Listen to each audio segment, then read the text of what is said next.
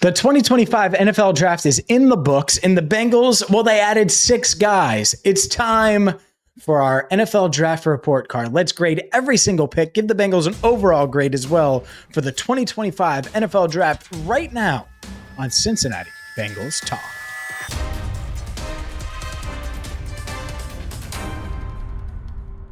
Hi again, everyone, and welcome in to CBT. I'm James Rapien of BengalsTalk.com. Hit that subscribe button, ring the bell. Happy draft weekend. And yeah, it's in the books. It was a wild weekend. It was one of those weekends where I can't help but just start with saying thank you. Thank you for following. Thank you for watching. Thank you for listening. Wherever you get your podcast, Cincinnati Bengals Talk audio certainly had record numbers, and we just went on audio a few months ago. And so all of the conference calls that we posted on audio only, and all you have to do is search Cincinnati Bengals Talk wherever you get your podcast, or every single day recap video that we did, our mock draft that predicted that Shemar Stewart would be the first round pick. You just supported us through all of it. And so Andrew and I couldn't be more thankful and grateful for you. And by the way, we crossed the 55,000 subscriber mark here on YouTube, which is huge. Thank you for subscribing right here on YouTube. And please do so right now as we hit the double nickel. Today's video brought to you by BetUS. Without further ado, let's get to our grades. Let's get to our report card. And boy, oh boy. The first grade, I think a lot of people are going to disagree with this, and I really don't care. Because I talked with Shemar Stewart multiple times on Friday after he was in the building, talked with him on Thursday on the conference call after he was drafted. And this was like the doom and gloom pick. Like, no one wanted Shemar Stewart, 1.5 sacks. I like the pick. I think it makes sense. I think he's going to contribute right away. Like, that was the real knock is, oh, he's a project. He's not going to contribute right away. But sometimes you just have to say it out loud. All right. So the Bengals pass rush needs help. The reason why I'm giving this a B+ for Shemar Stewart is very, very simple. He's an elite athlete, easily the best athlete that they have in that defensive line room. And that includes Trey Hendrickson, because he's bigger, he's stronger, he's fast. He's a unique guy. And I'm not saying he's going to outlive Trey. I'm not saying that, but you get what I'm saying. Coming out as a draft pick, he is just a freak. He's just so explosive. But he's going to work hard, and he's going to have the right attitude. And he led his team in pressures the past couple of years. He's going to be disruptive. He's going to work hard. He's not going to have character issues. Like, you look at all these guys, and anyone else that they could have drafted from an edge standpoint had character issues. If they had drafted Walter Nolan, would have had some character questions. Here, it's a guy in Shemar Stewart who his knock is production. And I think they can get more production out of him. And I think he's going to come in and produce right away and contribute right away and be someone that is just so physically gifted, much like Amarius Mims last year, that even if he hasn't figured it all out yet, and he won't, Amarius didn't last year, but he's going to belong because he's that damn gifted. So I'm giving this pick a B+, and I get it. You're going to disagree. Fine, disagree. But B+ for Shemar Stewart with the 17th overall pick. And that doesn't mean I would have taken him. I was in on Jahad Campbell. Obviously, they had medical concerns there. I think you really look at Derek Harmon and probably take Derek Harmon then. They didn't. But that doesn't mean that I don't look at Shemar Stewart and say, man, I get why you went with him. And I do. And I think Shemar Stewart has a heck of a future. I think he has a really high floor. I think he's a safe pick. A lot of people think he's risky. Even I wrote that, like they're rolling the dice. And you look at it now and it's like, yeah, well, what's the roll? The roll of the dice is, all right, well, maybe he's just a solid player with physical attributes that are out of this world. Or maybe he maximizes that and becomes a freak and a Pro Bowler and an All-Pro and one of these elite pass rushers in the NFL, elite defensive ends that have a bunch of versatility in the NFL. Demetrius Knight Jr. This is pick no secret. If you watched our day 2 recap, I had a huge issue with it, and there's no doubt that I do. I'm going to get to that grade, and I'm going to get to the rest of the grades. We'll speed things up coming up next. Today's video is brought to you by BetUS TV. Make sure that you check out BetUS TV today to get all of the insight on the NBA playoffs, on the NHL playoffs, on anything you could think of. You come to Cincinnati Bengals Talk for what? Analysis on the Cincinnati Bengals. Well, BetUS TV is going to have you covered for anything and everything else from the latest odds to the latest insight, the latest injury news, obviously Major League Baseball as well. So don't delay. Get to BetUS TV today. All right, let's get to Demetrius Knight Jr. Because if you've seen any of our videos, heard the conference call with him, elite human being. Like, I really like Demetrius a lot. I hope from a reporting standpoint, we build a nice relationship just because I think he's going to be someone that's really easy to cover. I do. And I think he's going to give it his all every single day. And so from an intangible standpoint, check that box. From a production standpoint, well, he played 6 years in college and he started one total and he moved positions to linebacker and it took him some time and he had to go to Charlotte and he paid his dues. And by the way, that's good. That might have hardened him. That might have made him tougher. That might have strengthened him mentally for what he's about to embark on because he's about to start in the NFL this year. He's replacing Jermaine Pratt. By the time you see this, Jermaine Pratt might be released. Wouldn't shock me. I think it could happen any moment. And so he's going to start. And don't have a problem with that at all. I don't. I think he's going to be a solid player. But I can't give him a better grade. This is about the draft grades, and who you could have gotten. Like Shamar Stewart, you could argue in some drafts like, oh, well, you give an A for that roll of the dice. But there were other guys there that I'd be interested in. I know there were other guys the Bengals were interested in round 2. And if they had taken Tate Ratledge, it would have been an A+. That doesn't mean, by the way, there are so many people that say, oh, well, you can't grade the draft until 2 years. And it's like, actually, no. We talk about things in real time, always. Middle of the second quarter, we can comment on something, and then it changed by the fourth quarter.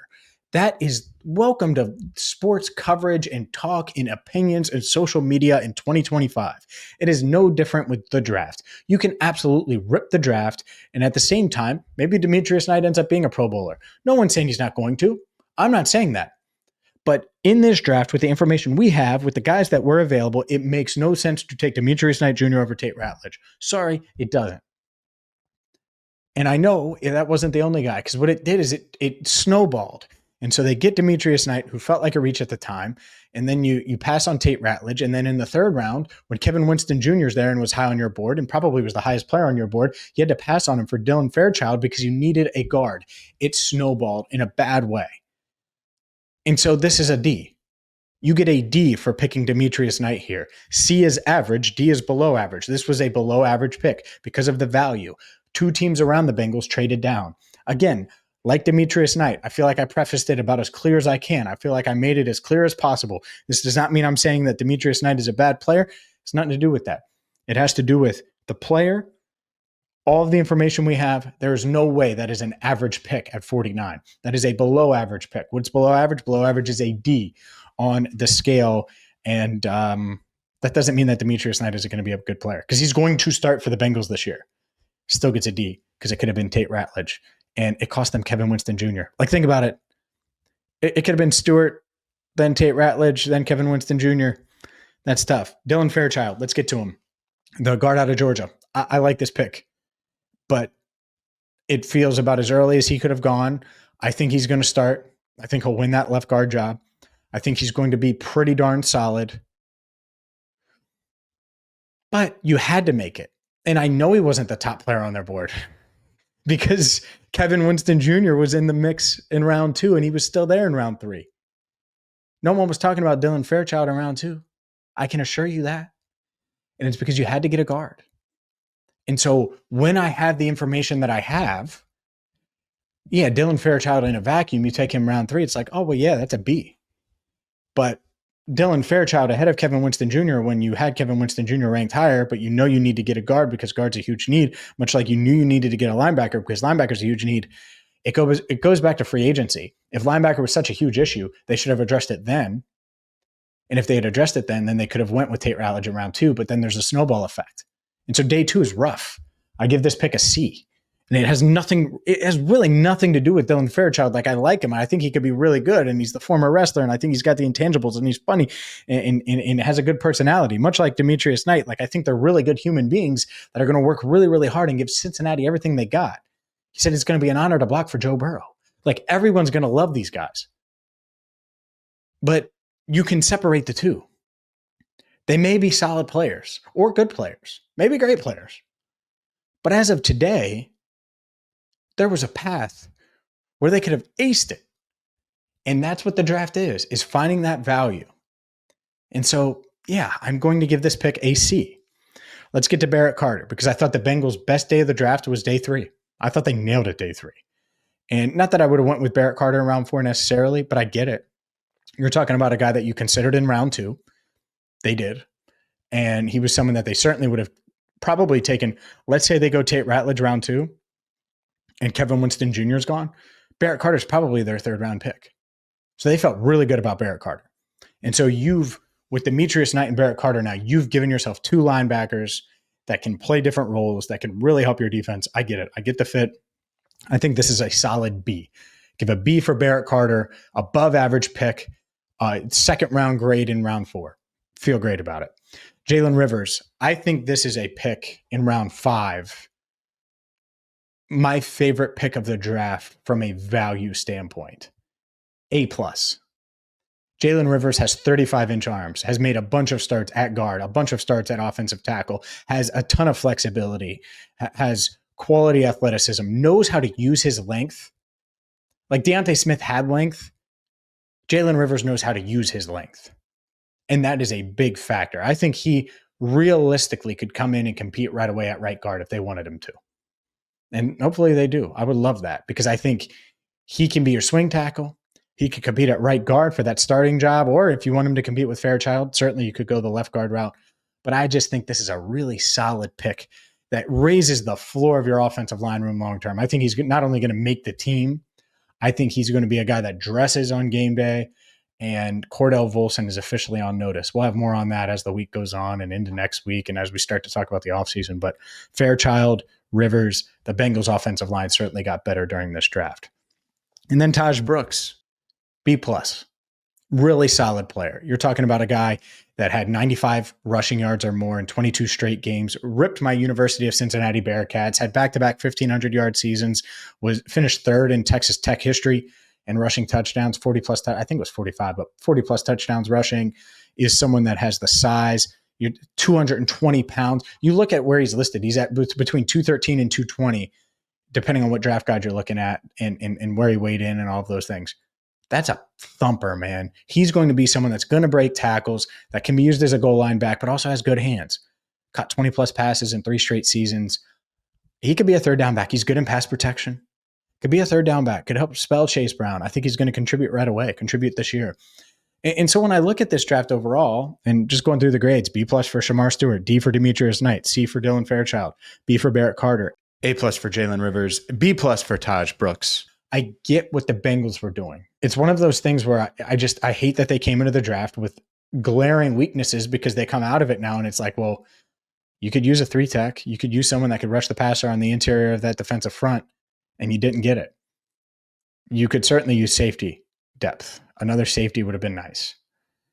Are they going to go into free agency and get that? I don't know, right? They're signing a couple of defensive tackles in undrafted free agency. I get it. They added a corner. They added some receivers. Fine. But it's tough when you only have 6 picks and you go into the draft with so many holes. They should have been more active in free agency. It bit them. It forced their hand where they had to reach on a linebacker round 2 that they felt really good about. And again, I think Knight's going to be good. And so people are going to push back on that. Like, wait, you think he's going to be good, but you think he's a reach? Yeah, I do. You passed on Tate Ratledge. And then you had Kevin Winston Jr. right there, and you had to pass on him for a guard because you knew you needed a guard. It's a tough spot to be in. It's a tough spot to be in, and yet that's where the Bengals are. Overall, I'll give this draft a C+. C+. They didn't get great value, but they got guys that are going to contribute. C is average. This is slightly the slightest above average draft that you can have. You take a swing on Shamar Stewart, and I think he has a pretty high floor, but a swing on Shamar Stewart, and then Demetrius Knight, Dylan Fairchild, like all 3 of those guys could start, no doubt. But if Shamar Stewart isn't a star, there is no star in this draft. Barrett Carter's not going to be a star. Jalen Rivers is going to be a star. Taj Brooks may have the 2nd best chance of being a star. Demetrius Knight isn't a star. And I think Dylan Fairchild is going to be a really good player. Maybe the 2nd best player in this class. But I don't know if he's going to be a star.